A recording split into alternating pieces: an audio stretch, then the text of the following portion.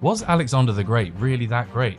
Or a deluded monster who believed he was a god? And would Christianity and Islam exist without him? In 356 BC, Alexander's born, son of the king of Macedon, who allegedly coins the phrase divide and conquer. His family claims descent from the Greek heroes Achilles and Heracles, and he dreams of emulating them.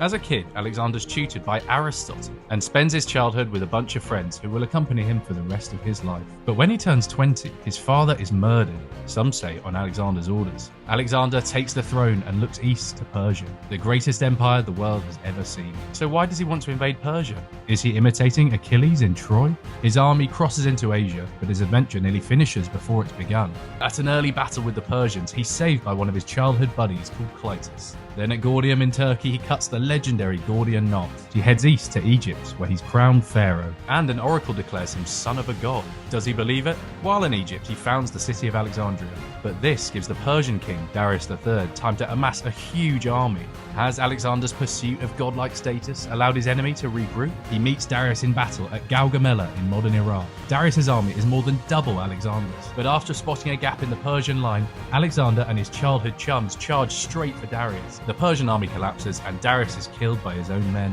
This is Alexander's peak. He's the undisputed ruler of the greatest empire in history, and he's only 25. But he's still hungry for more power.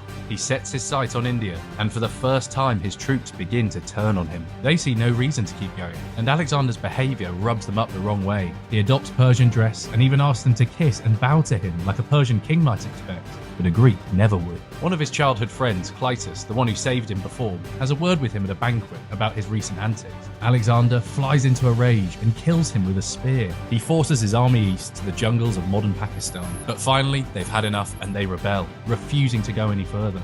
And after assault, Alexander accepts, and they head back. He's down in the dumps, his troops are pissed off, his drinking worsens, and at one boozy banquet, he falls ill. 2 weeks later, after 22,000 miles on the road, he dies, aged just 32.